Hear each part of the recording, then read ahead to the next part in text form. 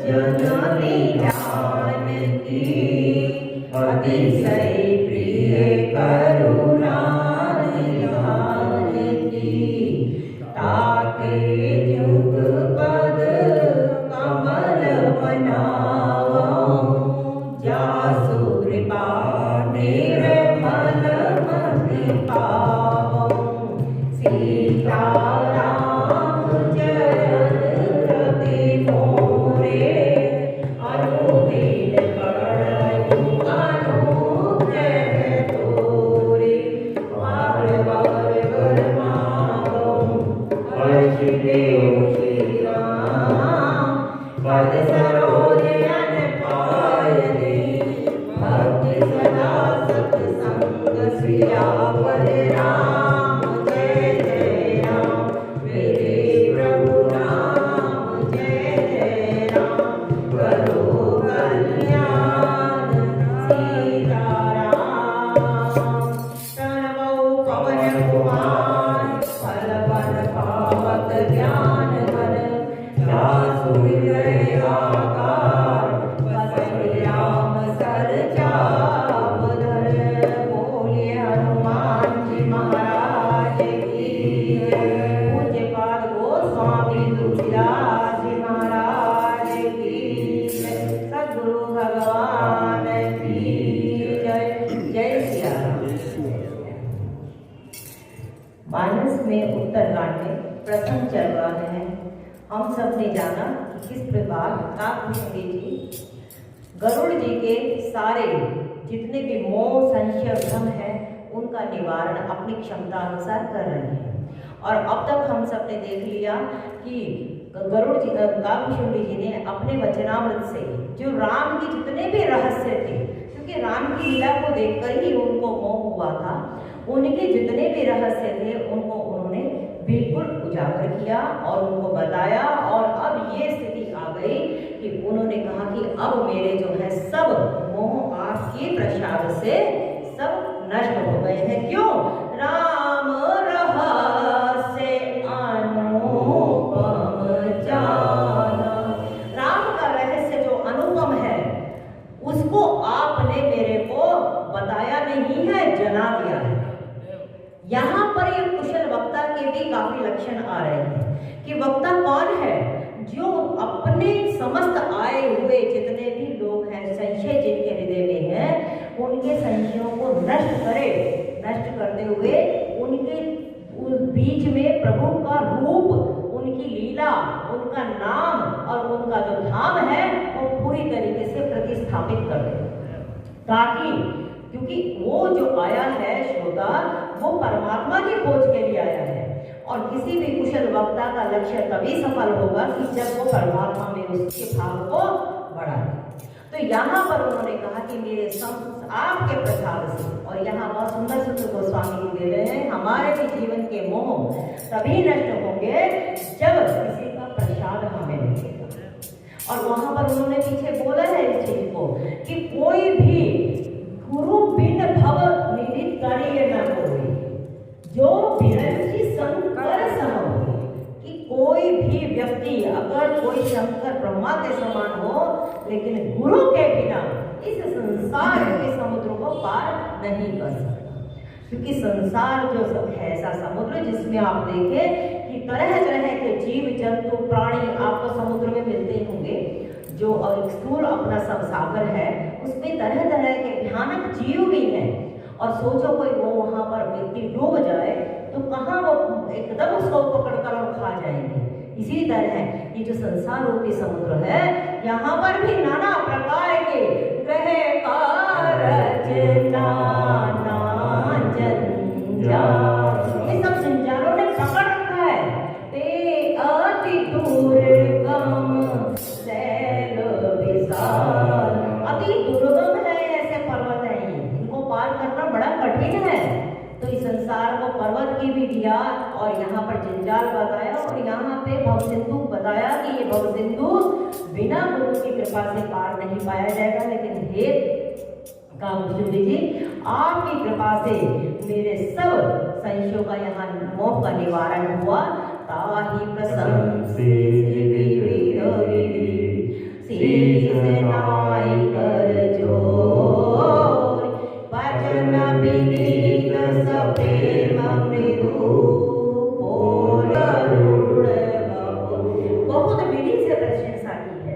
उनकी पूजा अर्चना भी करी, उनके लिए बहुत अच्छे अच्छे वचन भी बोले, क्योंकि जो हमारे जीवन के संशयों को नष्ट कर दे उससे बड़ा और हमारे लिए उपकारी और कौन होगा। आपके पास सारी सामग्री पड़ी हो, मान लो घर में आटा पड़ा है, चावल पड़े हैं, चीनी नमक दाल सब कुछ पड़ा है, लेकिन रसोई बनानी ना आती हो तो व्यक्ति भूखा मर जाएगा ना।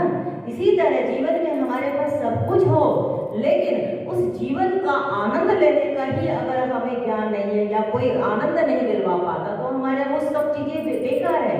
लेकिन कई लोग थोड़े में भी कितनी आनंद लेते हैं और कईयों के पास सब कुछ होता है तो भी उनको शांति नहीं होती। क्यों?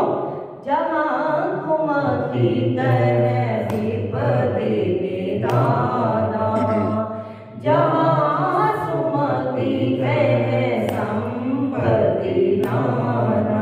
और संपत्ति सिर्फ एक धन ही नहीं है, सोना चांदी नहीं है। संपत्ति क्या है कि सुंदर विचार हो, अच्छी समझ हो, अच्छी मति हो, वो भी हमारी सबसे बड़ी संपदा है। रावण के घर में सब कुछ था, लेकिन उसका मोह जो था, उसका जो घमंड था, उसका जो अहंकार था, चाहे जितना मर्जी, लेकिन उसको शांति नहीं थी। जबकि शांति समानता जो है माँ जानकी जो है वो उसी के ही घर में वहां पर उसने रखी हुई है, लाकर भी वो शांति नहीं प्राप्त कर पाया। क्यों? छल से लाई हुई कोई भी भक्ति को आप शांति से नहीं प्राप्त, शांति नहीं मिल पाएगी। किसी के साथ हम छल करें, कपट करें तो आप मिल सब कुछ जाएगा हमें, लेकिन शांति तो नहीं मिलेगी, भक्ति तो नहीं मिलेगी। तो यहाँ पर कहते हैं काकभुशुंडी जी को गरुड़ जी कि आपने मुझमें बहुत उपकार किया और विनीत और सप्रेम और कोमल वचनों से क्या बोलते हैं, प्रभु अपने अविवेक दे पूजो स्वामी तो कृपा सिंधु सादर करहु जानि दास निज मोहि।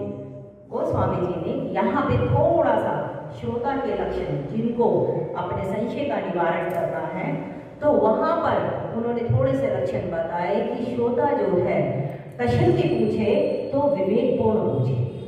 वो कहते हैं कि ये प्रभु ही स्वामी, मैं अपने अविवेक के कारण आपसे पूछता हूँ, वैसे तो मुझे पूछने की जरूरत होनी ही नहीं चाहिए थी, क्योंकि आपने अपने वचनों से मुझे राम के रहस्यों से अवगत करा दिया, और जब इतने बड़े तत्व को आपने मेरे को भेजे तो अब मेरे पास कोई प्रश्न रहने ही नहीं चाहिए।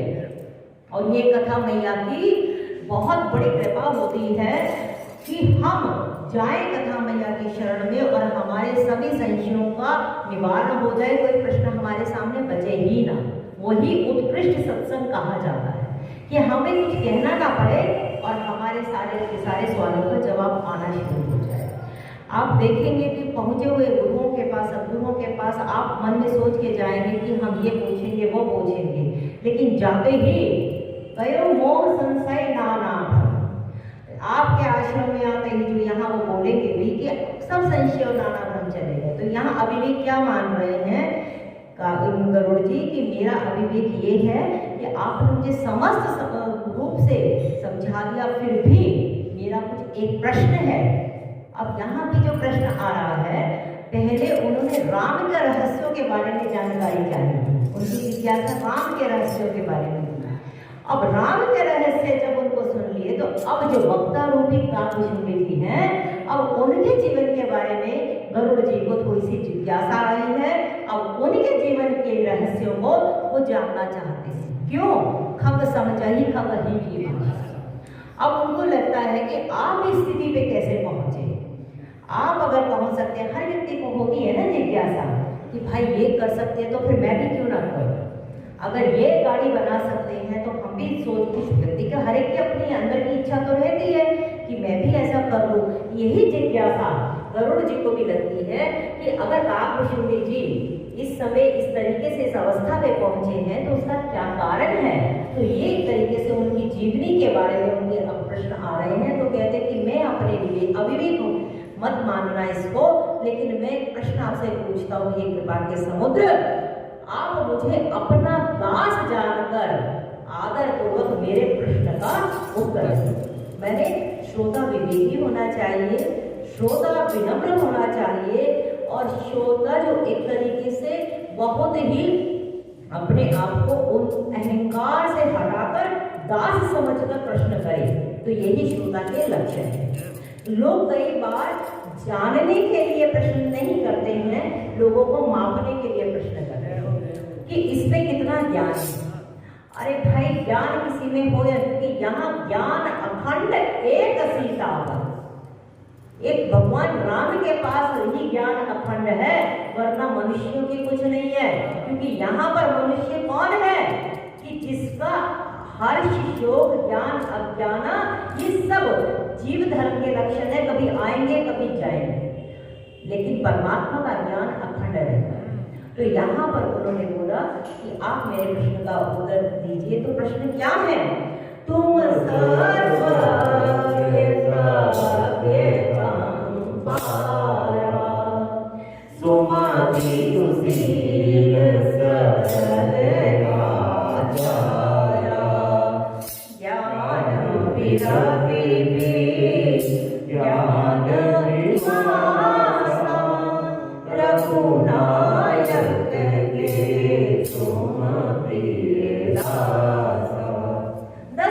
बताए हैं गोस्वामी जी ने वक्ता कि वक्ता कैसा होना चाहिए।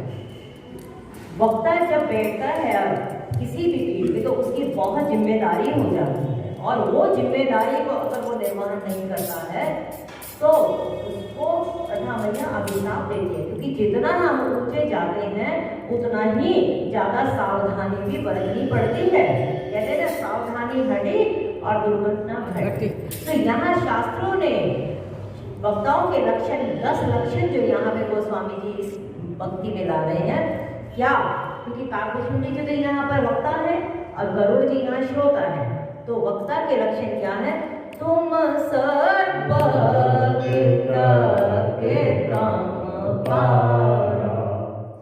काकभूषुंडी जी, आप तो सर्वज्ञ है। पहला लक्षण सर्वज्ञ, मैंने जिसको सब कुछ पता है, चारों तरफ से जिसको पता हो वो सर्वज्ञ कहा जाएगा। परमात्मा के लिए आता है ना सर्वज्ञ कहना कि आप तो सर्वज्ञ हैं, आप सब कुछ जानते हैं। तो यहाँ पर सर्वज्ञ पहला लक्षण, तुम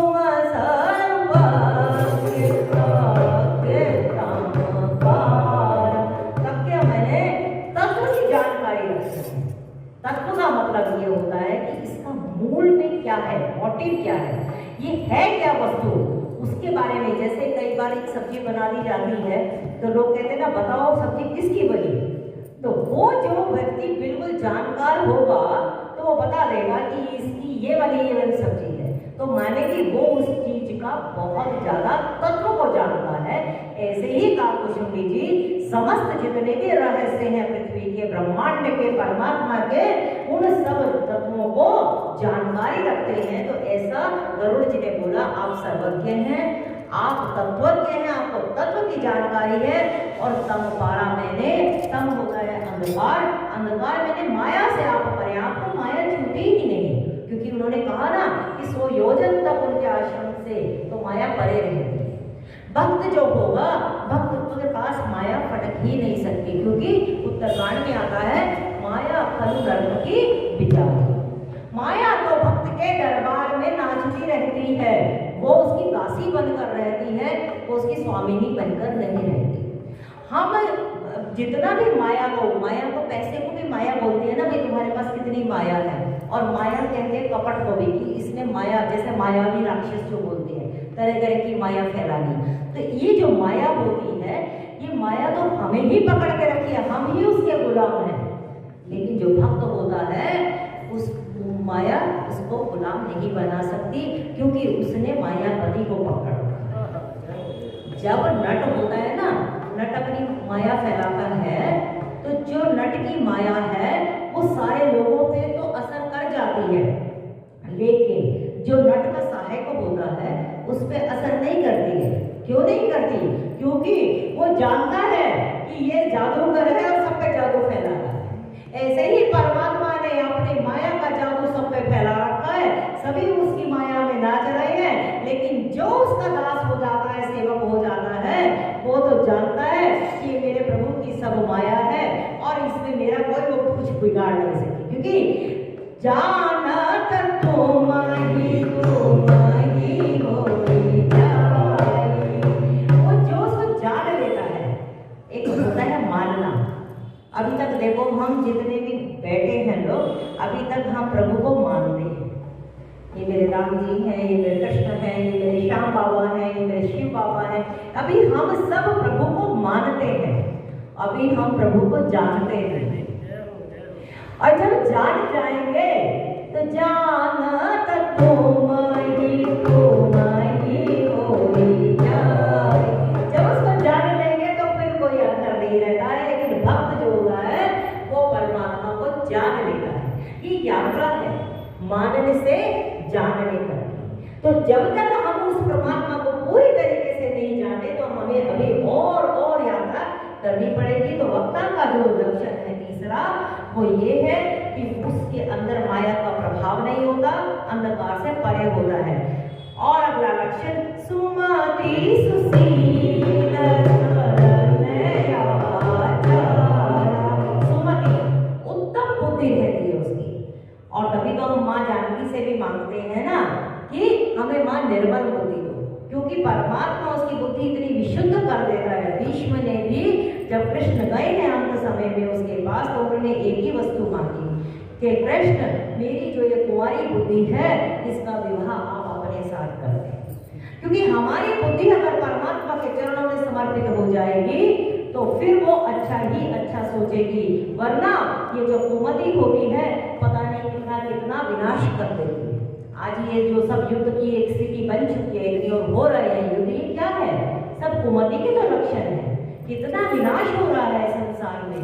यहाँ ऐसा नहीं है कि लोगों को कोई भुखमरी से मरे तो समझ में भी आए, लेकिन यहाँ तो लोग खाते खाते मर रहे हैं। और ये खल नहीं कहा जाए तो क्या है? खल की परिभाषा क्या? खाए और लड़े। और जितने ज्यादा बढ़ जाते हैं लोगों के पास पैसे, उतनी ही उनकी और बुद्धि जो है उल्टी हो जाती है। तो यहाँ पर भक्त का जो लक्षण है, वक्ता का जो लक्षण है वो ये है कि उसकी सुमति होती है। सुमति सुशील पांचवा लक्षण है वक्ता सुशील होता है। सुशील मैंने उसको एक शील रहता है कि कैसे बोलना है, कैसे चलना है, कैसे बैठना है, कैसे बात करनी है, इन सब का उसको विवेक रहता है। और सरल आचार, उसका व्यवहार बड़ा सरल रहेगा, कुटिलता उसमें नहीं रहेगी, क्योंकि भगवान को पसंद नहीं है सरल सुभावना मन कुटिलाई। प्रभु को सरल स्वभाव और पसंद आता है, मन में कुटिलाई उनको पसंद नहीं आती। प्रभु के जो भक्त होते हैं उनको भी सरल आचार ही उनका जीवन में होता है।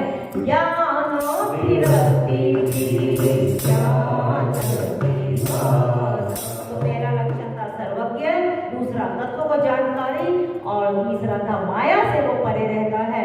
चौथा था उसमें सुमति होती है, वो सुशील होता है, सरल आचार होता है उसका। और सातवां लक्षण है ज्ञानवान होता है, उसको ज्ञान होता है। और ज्ञान शास्त्र, ज्ञान मैंने नॉलेज होना, उसको ज्ञान है कि ये संसार में हम जब आए हैं ये सब रैन बसेरा है, हमें यहाँ पर अपना अपना कार्यक्रम करके अपनी अपनी जिम्मेदारी निभाकर एक दिन यहाँ से निकल जाना है। वो यहाँ पर वो कहते हैं ना स्वामी रामदेव, जंगल में जोगी बसता है, कभी हंसता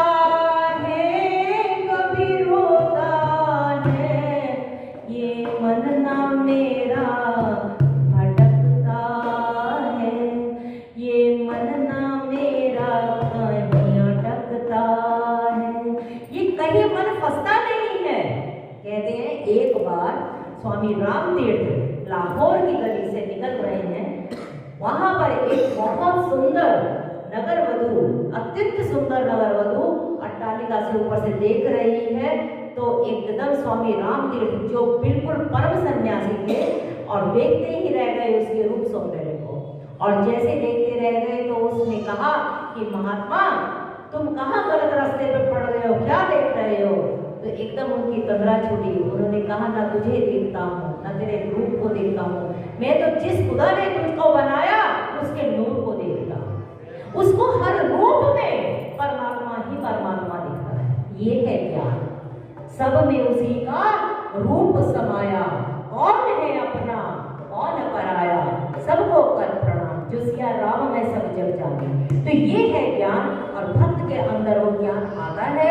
और उसका 8वां लक्षण है ज्ञान विरक्ति ज्ञान निवास।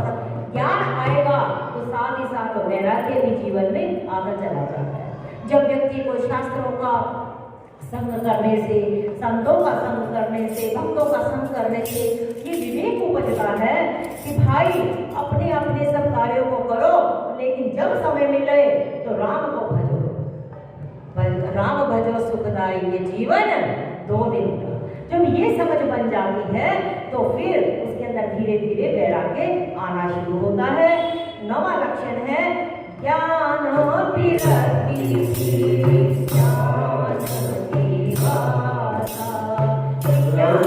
ज्ञान आया, वैराग्य आया, जीवन में वो सब ज्ञान उतर जाता है तो व्यक्ति विज्ञानी बन जाता है। और रघुनायक के तुम प्रिय दासा। और अंत वाला जो लक्षण है कि रघुनायक के तुम प्रिय दासा। भक्त जो होगा, वक्ता जो होगा, रघुनायक का प्रिय दास, प्रिय भी होगा और दास भी होगा। वो कभी भी अपने आप को ना तो स्वामी मानेगा और ना ही उसके अंदर किसी चीज का अहंकार होगा। उसको पता है कि मैं तो एक लकड़ी के समान हूँ, और वो लकड़ी जिसमें परमात्मा फूंक डालता है तो हम बच उठते हैं, वरना हमारी कोई औकात नहीं है। हम परमात्मा के बिना कुछ नहीं है। ऐसा भक्त हर समय जानता भी है और मानता भी है। ये लक्षण जब अभी गरुड़ जी ऐसे वंदना कर रहे हैं काकभूषुंडी जी की, और काकभूषुंडी जी सुने जा रहे हैं और फिर पूछते हैं, अब प्रश्न पे आते हैं, कारण कवन देह पाई, ताग सकल मोहि कहाहु जाई। अब तुम्हें बहुत कोई ज्ञानवान मिल जाए या बहुत नॉलेज वाला मिल जाए तो नॉलेज सुनकर व्यक्ति अभिभूत हो जाता है। फिर उसके बारे में उसकी जानकारी लेने की भी एक इच्छा होती है कि भाई कौन है, इसने कितनी पढ़ाई करी, जरा पता तो करो, ये तो बहुत ज्ञानवान है, इसकी तो बड़ी नॉलेज है।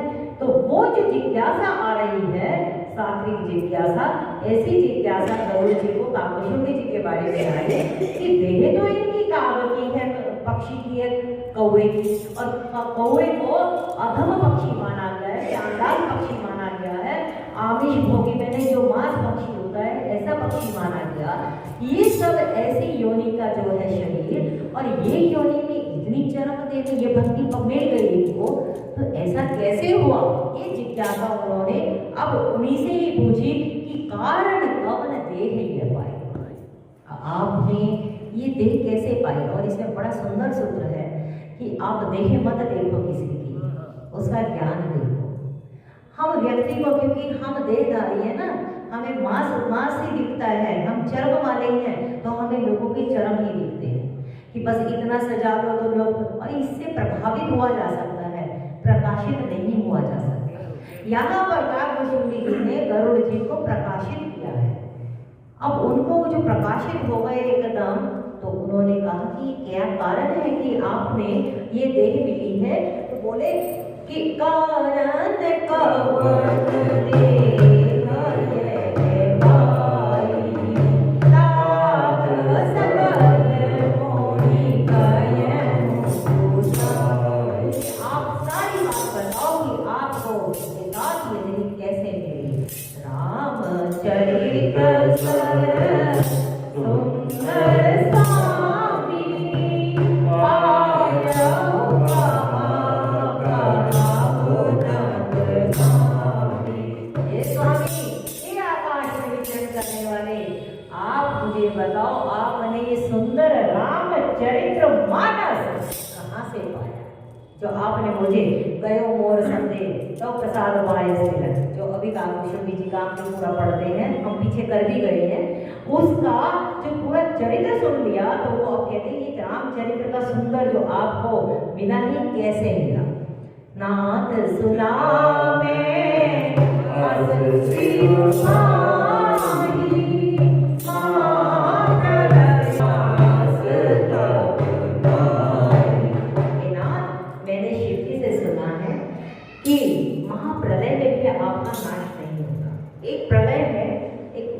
महाप्रलय भी होता है, जिसमें कहते हैं प्रलय के अंदर तो ब्रह्मा जी का भी ब्रह्मा हर कल्प में, लेकिन एक प्रलय ऐसी आ गई जिसमें ब्रह्मा जी का भी विनाश हो जाता है। तो ऐसी महाप्रलय में आपका भी नाश नहीं होता है। तो मुधा वचन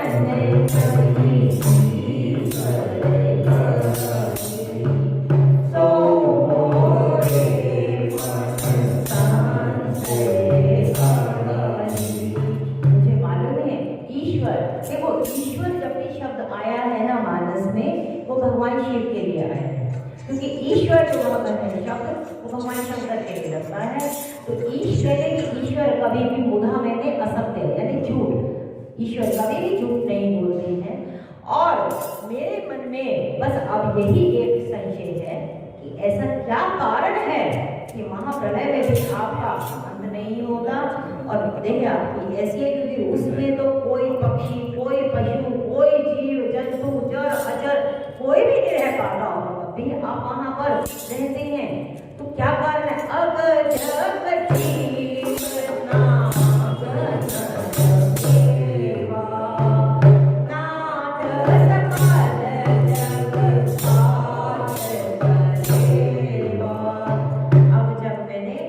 संसार में है ना समस्त मनुष्य, नाग, देवता, जड़ अजर जीव जितने भी समस्त जगत के प्राणी हैं, उस सब के सब जगत के काल कलेवा, कलेवा कहते हैं नाश्ता कि सवेरे सवेरे भी कलेवा कर लिया आपने।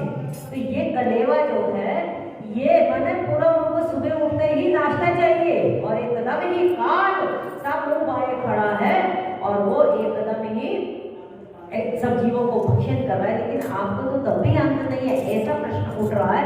अंड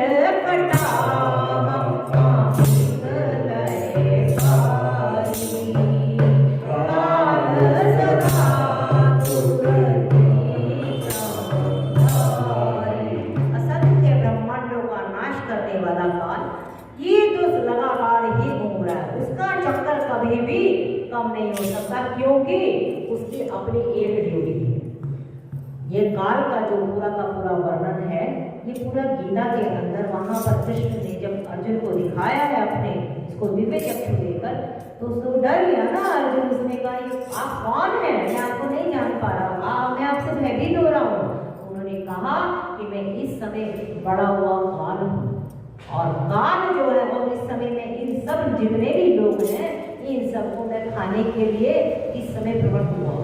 और देखा कि उस समय उसकी दाढ़ों में कहीं एक चीज बताऊं मैं, हम जो पृथ्वी पे लोग रहते हैं इसका उदाहरण आपको मैं बता सकती हूँ। ऐसा मुझे थोड़ी जो अनुभूति होती है, जैसे कुम्हार होता है, कुम्हार चाक के ऊपर घड़ा बनाने लगता है, वो एक बार वो जोर लगाता है।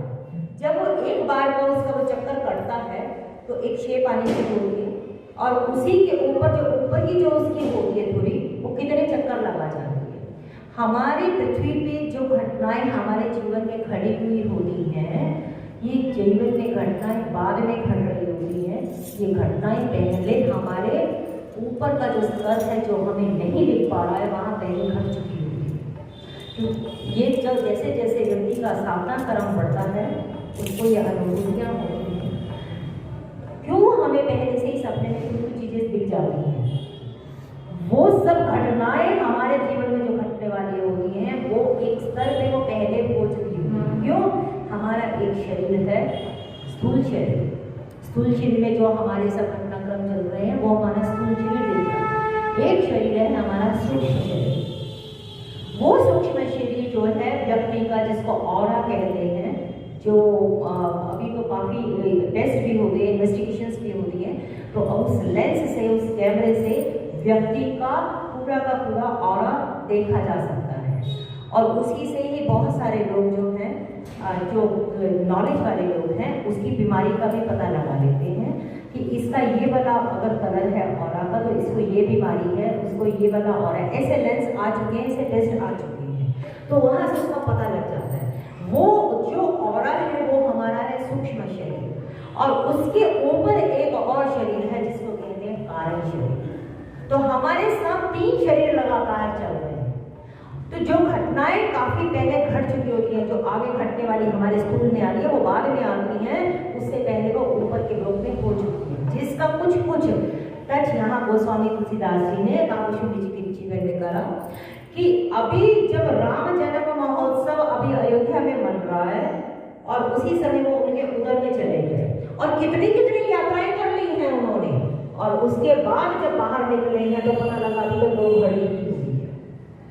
ये जो योगियों की जो जीवन कथाएं हैं उनमें आपको बहुत अनुभव करने में मिलेगा, और धीरे धीरे जब व्यक्ति साधना में आगे प्रवृत्त होता है तो पता लगता है तो ये जो जीवन में हमारे घटनाएं घटती हैं ये पहले ही एक स्तर पे हो चुकी होती हैं।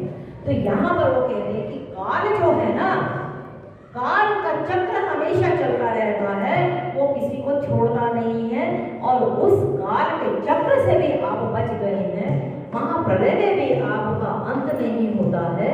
और उसके बावजूद आपको ये जो देह मिली है, मेरे को ऐसा प्रश्न आता है कि आप ऐसा क्या है आपके पास जो आपने ये देह पाई। तुम ही न व्यापत काल अति कराल काल, आपको ये अति कराल जो भयंकर काल है वो भी आपको कुछ नहीं आपका बिगाड़ सकता है। मोहि सुखहु कृपाल ज्ञान प्रभाव की जोग, यहाँ जोग आया है कि क्या योग, क्योंकि योगी को काल का कुछ देर तक असर नहीं होता। जो सही में योगी है, और ऐसा नहीं है धरती कभी भी बांझ नहीं रहती है, आज भी ऐसे योगी हैं जिनकी इतनी इतनी आयु, और वो हिमालय में बैठे, वो बाहर आते ही नहीं है, और इतनी इतनी आयु है। क्योंकि कहते हैं कि जो हमारी सांसें हैं ना, कुत्ते की आयु बहुत कम होती है क्योंकि कुत्ता बहुत जल्दी कांपता है। जितनी ज़्यादा हम सांस लेते हैं उतनी जल्दी हमारी आयु क्षीण होती है। योगी जो है चित्त निरोध करके, समाधि करके वो अपनी आयु को बढ़ाते हैं। बहुत सारे योगियों की योग बल से आयु बढ़ जाती है। तो यहाँ पर वही कह रहे हैं कि क्या कोई ज्ञान का प्रभाव है या कोई योग का बल है, आप मुझे ये कृपालु, आप कृपा करके मुझे बताएं। अब वो उनकी जानकारी जीने के बारे में जानकारी मांग रहे हैं। प्रभु तब आश्रम आए मोर मोह भ्रम था, आपके आश्रम से आते ही मेरा जितना मोह था, भ्रम था, ये सब भाग गए। कारण पवन सुनात सब कहाऊ सहित अनुराग, आप प्रेम से मेरे को ये सब कारण ये सब आप बताएं। तो ऐसा प्रश्न गरुड़ जी ने काकुशुंडी जी के सामने अब रखा है उनकी जीवनी के बारे में। अब यहाँ से इस प्रसंग से काकुशुंडी जी के जीवन का वर्णन अब स्टार्ट होता है। इसकी कुछ चर्चा कल की जाएगी। तो हरे राम